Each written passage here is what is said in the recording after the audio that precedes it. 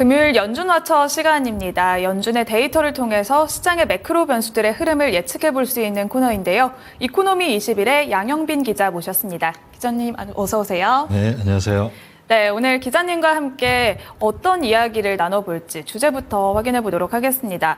오늘은 바로 영래포 잔고에 대한 이야기를 나눠보려고 하는데요. 일단 영래포가 무엇인지 아직 잘 모르시는 분들도 계실 것 같아요. 영래포에 대해서 먼저 간단히 설명 부탁드릴게요. 네, 영래포는 뭐 사실 예전부터 있었는데요. 특히 이게 이제 문제가 됐던 게 2020년, 21년 이후로 이게 문제가 됐는데 이게 생긴 원인은 연준이 QE 양적 완화를 했기 때문에 생겼어요. 네. 그러니까 이게 이제 뭐냐면은 연준이 민간이 갖고 있는 국채하고 MBS라는 그 증권을 매입을 하니까 연준은 그러면 매입의 대가를 줘야 되잖아요. 네. 그게 이제 바로 예금이 증가하게 되고, 그러면 그 예금이 증가한 것은 은행의 지급준비금이 증가하는 걸로 나타나거든요. 그런데 이제 은행은 그 당시 연준이 2008년부터 어떤 정책을 실시를 했었냐면은 은행이 맡긴 지급준비금에도 이자를 지급하기 시작을 했어요. 네. 그런데 연준은 누구로부터 이 국채나 MBS를 샀냐면은 일반 그 금융기관 네. 또는 일반 시중은행들. 사람들로부터 네. 시중으로부터 이제 이 국채를 산 거거든요. 네. 그런데 그 사람들은 예금을 많이 이제 한꺼번에 갖고 있는 거예요. 그럼 그 돈을 굴려야 되겠죠. 네. 그럼 돈을 굴릴 수 있는 데가 어디냐면은 일단 제일 먼저 어디서부터 하냐면은 안전한 자산인 국채부터 시작을 합니다. 그리고 안전 자산 중에서도 국채 중에서도 만기가 짧은 것부터 시작을 해요. 그런데 그 어마어마한 돈이 풀어졌잖아요.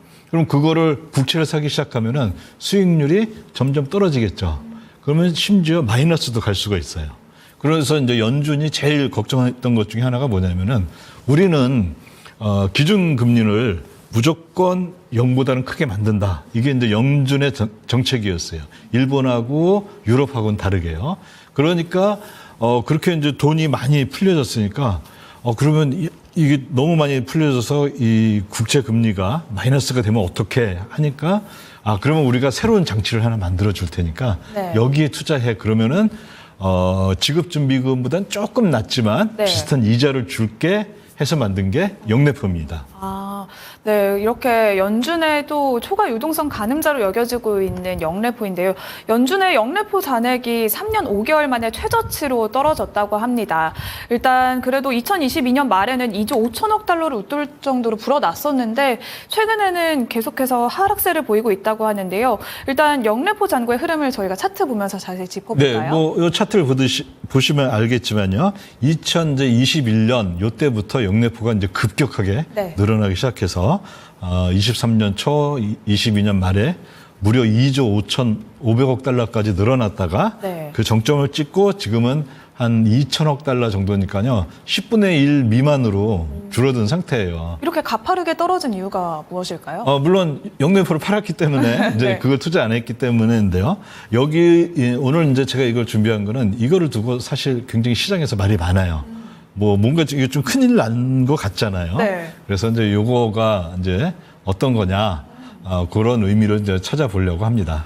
네, 이렇게 또 최근에는 10분의 1 토막이 또 난 것 같은데 일단 저희가 슬라이드를 한번 최근 흐름을 자세하게 한번 짚어볼게요. 조금 더 확대해서 한번 짚어볼까요? 네, 이게 이제 최근 그러니까 올해 1월부터 이렇게 흐름인데요. 네. 만만하게 내려오다가 그 피크 치는 부분들이 있죠. 네. 이거는 이제 제가 여러 번 강조했듯이 분기 말에 이렇게 올라가는 현상이 있고 다시 떨어지고 한다. 네. 그리고 이번 9월 말에도 이렇게 싹 올라갔다가 10월 초에 올라갔다 다시 내려왔죠. 네. 그리고 수요일이 2,700억 달러 정도 됐었는데 네. 무려 거의 680억 달러 이제 어저께죠.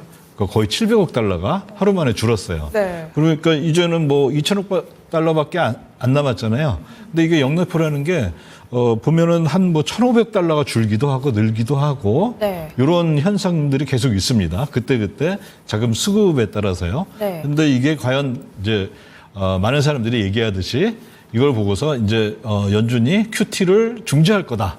지금 하고 있는 양적 긴축을 네. 중지할 거다. 뭐 이런 이제 전망도 있고 한데 과연 그런지 안 그런지 오늘 한번 그거를 살펴보도록 하겠습니다. 네, 그렇다면 또 연준의 영래포에 투자하는 기관들은 주로 어떤 게 있는지도 궁금한데요. 민간 부문도 있는지 또 아니면 또 어떤 게 있는지 자세히 한번 설명 부탁드릴게요. 네, 영래포에 투자하는 기관들은 연준이 이제 너는 할 수 있어 없어 이렇게 정해줬어요. 그러니까 요거 이상이면 돼 했는데 그 대체적으로 단기 자금 시장에서 투자를 많이 하는 MMF라는 그 친구들이 영래포에 투자를 할 수가 있습니다. 그러면 그 친구들이 어느 정도 비율을 차지하고 있느냐? 요 보면은 파란색이 전체 영래포 규모고요. 주황색이 MMF가 투자한 거예요. 거의 다 하고 있죠. 네. 지금 9월 말 기준으로는 92%를 하고 있거든요. 나머지는 다른 기관들이 하고 있습니다. 뭐 이제 MMF 말고도 잠시 이제 여윳돈이 있는 그런 기관들이 하는데 사실상 영래포는 MMF가 다 하고 있다 이렇게 봐도 뭐 무방할 것 같아요. 그렇다면 MMF의 영래포 투자 규모는 영래포 금리가 더 높아질수록 많을 것 같아요. 이게 맞을까요? 네, 그렇죠. 그러니까 뭐 누가 뭐에 투자를 한다면은 그 수익률이 높을수록 또는 금리가 높을수록 투자를 많이 할 것 같잖아요. 네. 그럼 과거 데이터를 한번 보면요. 과연 그런가 안 그런가 한번 봐야 되겠죠. 네. 과거 데이터를 보면은 이게 이제 파란색은 영래포 규모고요. 여기 원이 빨간 거, 녹색, 노란색 이렇게 있는데요. 자, 저기 맨 처음에 있었던 빨간 원을 보면은 금리가 높았어요. 네. 영래포 금리가 나름대로 높았는데 영래포 잔고가 거의 0이죠. 그런데 녹색을 보면은 그거보다 낮은데도 영래포 잔고가 어마어마하게 빨리 올라가죠. 네. 그리고 빨간색보다 비슷한 수준에서는 뭐 거의 한 1조 7천억, 5천억 달러 이 정도 투자를 하고 있습니다. 그런데 지금은 사실 영래포 금리가 제일 높은 때예요. 네. 뭐 지난번에 0.5%를 인하해가지고 네. 조금 낮아졌긴 했지만 사실 영래포 금리 자체를 본다면은 역대 최저 수준인데 영래포가 뭐 10분의 1토막이 났어요. 네. 그러니까 이거는 뭐냐면은 그냥 영래포 금리 수준만 갖고서 MMF가 투자하는 건 아니다라는 걸 우리가 알 수가 있는 거죠. 그러면 영래포 금리와 상관관계는 좀 낮다고 보는 게 맞을 것 같은데요. 네. 그렇다면 그러면 영래포 투자에 미치는 가장 중요한 요인들은 어떤 게 있을까요? 그러면 이제 MMF가 뭐에 투자하는지를 보면 되겠죠. 그러면 MMF는 어떤 투자 회사냐면은 돈을 받으면은 그거를 상당히 단기 네. 그리고 무조건 안정적인 그런 자산에다 투자를 합니다. 네. 그러면 제일 안정적인 자산은 전 세계에서 미국 단기 국채가 제일 안정적이겠죠. 네. 그다음에 사실 그거보다 더 안정적인 건 영래포인데요. 영래포는 하루짜리예요.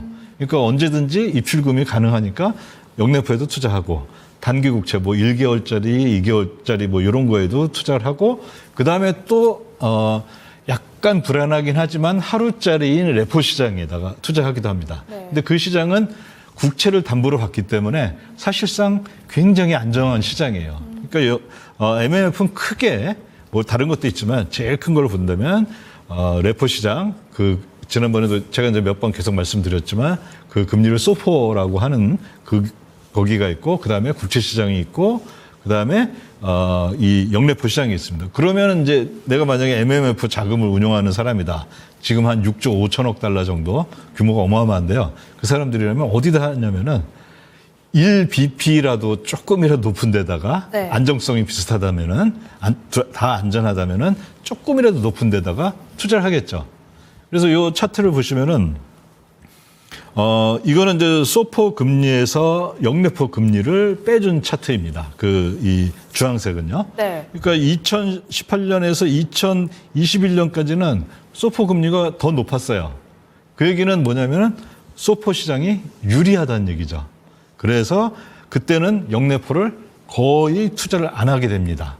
그러다가 2021년 4월부터는 소포 금리가 RRP보다 더 떨어지는 그 차이가 마이너스가 되는 시기가 네. 벌어져요. 그때는 영래포가 급격하게 올라가죠. 그게 바로 그러니까 이제 MMF는 단순히 영래포 금리가 높다고 해서 하는 게 아니라 자기가 투자할 수 있는 뭐 3가지 옵션이 있는데 네. 그 중에서 제일 높은 데다 투자하고 있다. 이렇게 보시면 될 것 같습니다. 영래포는 세 가지 옵션을 가지고 더 유리한 곳에 투자를 하고 있다라고 이야기를 해주셨는데 일단 또 영래포 잔고가 바닥나고 있다. 이거는 또 지급준비금을 충분히 가지고 있지 않다라고도 말을 하더라고요. 지급준비금과 또 이렇게 영래포와 어떤 역할을 하는 건지도 궁금합니다. 어떤 관계가 있을까요? 네, 그게 이제 굉장히 좀 약간 어떤 오해를 하고 있는데요. 일단 이제 지급준비금이라는 게 도대체 뭐냐. 은행이 연준에 맡긴 거거든요. 우리나라 은행들은 우리나라 한은에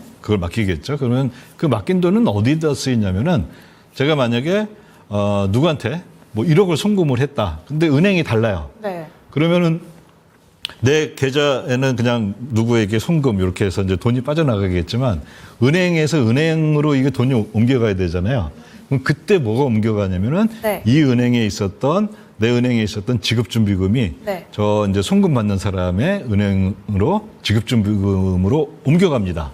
그러니까 이거는 뭐냐면은 지급준비금은 은행 간의 결제에 쓰여요. 네. 그래서 이게 부족하냐 부족하지 않냐 이게 사실 굉장히 중요해집니다. 왜냐하면 이게 부족해졌다 그러면은 네. 사람들이 은행 가서 예금을 찾거든요. 그럼 그 은행이 망하죠. 그래서 네. 이게 실제 2023년 3월에 미국에서 있었던 일이잖아요. 그 실리콘 네. 뱅크가 네. 위험하니까 사람들이 돈을 막 찾은 거예요. 그러면은 근데 돈을 찾으면은 돈을 찾아서 뭐 그걸 현금으로 갖고 있지는 않겠죠. 네. 다른 은행으로 이체를 했을 텐데 그때 다른 은행으로 줄 지급준비금이 모자란다. 그러면 이제 그 은행은 사실 끝나는 거죠. 네. 그게 이제 실제 뭐 불과 1년 반이 넘었던 2023년 3월에 미국에서 이제 실제 있었던 일이거든요. 네. 근데 이럴 때 그러면 연준은 뭘 하냐? 그럼 지급준비금이 부족하면은 지급준비금을 늘려야 되겠죠. 네. 그게 대표적으로 BTFP라고 몇 번 이제 네. 우리가 얘기했었던 그런 이제 장치들을 통해서 은행 시스템 전체 지급준비금을 늘렸다가 또는 지금 QT는 이제 이게 너무 많으니까 이제 좀 정상화해야 되겠죠. 그래서 지금은 좀 줄이고 있는 상태입니다. 그렇다면 초과 지급 준비금과 영래포는 다른 거다라고 보는 게 맞겠죠? 네, 그러니까 이게 뭐냐면은 아까 그 영래포의 사실상 전부를 MMF가 하고 있잖아요. 네. 근데 초과 지급 준비금은 누구만 갖고 있냐면 지급 준비금이라는 것 자체는 은행만 갖고 있어요. MMF는 저 지급 준비금이 없기 때문에 그 영래포에 투자를 하는 거거든요. 네. 근데 그러면 은행이 영래포 하느냐? 절대 안 해요. 왜냐면은 영래포보다 0.1%가 금리가 높거든요. 네. 굳이 할 필요가 없잖아요. 그렇죠. 똑같이 연준 계좌인데 연준한테 맡기는데 괜히 낮은 금리에 할 필요가 없잖아요. 그래서 영래포에 있는 돈이 줄어든다, 늘어든다 한다고 해서 뭐 지급준비금이나 뭐 아니면 유동성에 큰 문제가 있다 이렇게 생각하지는 않습니다. 그러면 영래포가 소진되면 연준이 또 QT를 중단할 것이다라는 이야기도 나오긴 하더라고요. 그러면 초과 유동성은 어떤 게 있고 영래포와의 관계는 또 어떻게 되는지 여기에 대해서도 한번 들어볼까요? 그게 이제 약간 오해가 많은 부분 중에 하나인데요. 네. 그러니까 이제 이 영래포라는 것은 시중에 돈이 남아 도니까 이거를 이제 사람들이 이건 초과 유동성 이렇게 이제 연상을 하는 거예요. 근데 네. 사실 초과 유동성은 예전에는 정확하게는 뭐였었냐면 초과 지급 준비금이었어요. 네. 그 은행이 이제 필요한 지급 준비금이 이 계좌 간 그 은행 간 이체에 의해서 지급 준비금을 항상 어느 정도는 마련해 놓고 있어야 되는데 이게 저쪽 은행으로 가야 되는데 지급 준비금이 많이 모자란다. 그러면 이제 골치 아파지는 거거든요. 그러면 그거에 대비해서 약간 지급 준비 이제 그 연준이나 한은이 이제 정해준 너네는 얼마 갖고 있어야 돼 하는 것보다 조금 더 갖고 있습니다. 이제 여유분을 갖고 있는데 네. 그걸 초과 지급 준비금이라고 하거든요. 그런데 이게 연준의 QE에 의해서 네. 지급 준비금 자체가 워낙 많아지니까 우리나라는 아직도 안 그런데 연준은 네. 너 지급 준비금 얼마를 갖고 있어야 돼 하는 그 비율을 네. 2020년 3월에 꽤 됐죠, 벌써. 네네. 벌써 한 4년 6개월이 된 건데 폐지를 했어요. 0%를 만들었어요. 네. 그래서 이 차트가 뭐냐면은 필요한 지급준비금입니다. 이게 쭉 올라가고 있죠. 네. 이게 이제 언제부터 올라갔었냐면은 2008년 금융위기 때 연준이 그 지급준비금을 많이 이제 이 살포를 하니까 네. 그만큼 이제 필요한 지급준비금도 쭉 올라가는데 이제 연준이 보니까 이제 그 뭐 지급준비금, 뭐 필요 지급준비금 이런 거 복잡하게 계산할 거 없이 네. 우리 딴 걸로 가자 해서 아예 0%를 만들어놨습니다. 그게 2020년 이제 3월 이후부터예요. 그래서 저 차트를 보면은 쭉 올라다가 갑자기 0이 되는 걸 알 수가 있죠. 네. 그 얘기는 뭐냐면 이게 뭐 위기가 온 게 아니라 연준이 봤을 때 이제는 더 이상 이 장치로 뭐 통화 정책을 운영하지 않겠다. 네. 그런 의지를 나타내는 겁니다. 그렇다면 만약에 2020년 3월 이전의 수준과 지금 저희 현재의 기준으로 이렇게 비교를 해보자면 또 지금 필요 지급 준비금은 어떻다고 볼 수 있을까요? 네, 그래서 이제 2020년 3월까지는 필요 준비금이 있었고 네. 그 당시에 또 전체 은행이 갖고 있었던 그 지급 준비금이 있었잖아요. 그게 바로 파란색이 전체 은행이 갖고 있었던 거고 네. 밑에 보면 좀 진한 파란색이 그 필요 지급 준비금입니다. 네. 그러면 그거를 이제 쭉 이렇게 추세로 연장을 해서 제가 그린 이 주황색이 이거는 이제 추정한 거거든요. 지금 얼마냐면은 0.2조 달러니까 2천억 달러예요, 지금. 그런데 현재 연준은 그 지급준비금은 전체 얼마 갖고 있냐면 거의 3조 2천억 달러 정도 갖고 있습니다. 그러니까 아직 그러면 초과 지급준비금이 예전대로 한다면은 거의 3조 달러 갖고 있는 거예요. 이거 사실 말이 안 되는 거죠. 네. 그 얘기는 뭐냐면은 이제는 어떤 뭐 초과 지급준비금 이런 걸로 이제 이 연준의 그 대차 대조표를 보고 분석하는 거는 완전히 한물 같다는 거죠. 의미 없는 거고 그리고 거기다가 또 이제 최근에 이제 뭐 SNS나 이런 걸 보면은 초과 유동성이 초과 지급 준비금인데 이거를 또 영래포에 갖다 붙여요. 네. 근데 영래포는 지금 2천억 달러밖에 안 되잖아요. 네. 근데 이게 없어지면 난리가 날 것처럼 생각하는데 만약에 이제 그런 논리라면 아직도 초과 지급 준비금 또는 초과 유동성은 3조 달러는 있으니까 전혀 문제될 건 없는 거고 그 얘기는 다시 말하자면 그런 식으로 판단하는 게 굉장히 지금 문제가 있다. 이렇게 볼 수가 있다는 거죠. 가정한다면 2천억 달러로 추산을 할 수가 있는데 연준은 이미 3조 2천억 달러를 보유하고 있기 때문에 문제될 것이 없다라고 정리를 해보면 될 것 같습니다. 그렇다면 마지막으로 단기 자금 시장과 연준의 BTFP 현황은 지금은 어떤지 한번 이야기 나눠볼게요. 네, 단기 자금 시장 현황은 이제 이것도 이제 최근에 말이 많았었는데요. 10월 1일에 이제 어마어마하게 올랐다가 네. 그런데 역시나 이제 다시 평소 수준을 유지하고 있습니다. 여기 보면 이제 TGCR이라는 것도 하나 제가 또 했는데요. 네. 이전에 했던 거는 소포 금리하고 영래포 차이는 파란색이고 새로 한 거는 그 주황색인데요. 요거는 이제 로리 로건 총재가 네. 지난주에 한 얘기가 있어요. 이게 TGCR이 더 중요한 거다. 네, 이렇게 여러 이야기를 또 내놓았더라고요. 네. 그래서 그거를 이제 보여드린 건데요. 뭐 아직도 단기 시장은 제가 봤을 때는 뭐 상대적으로 굉장히 뭐 조용하다.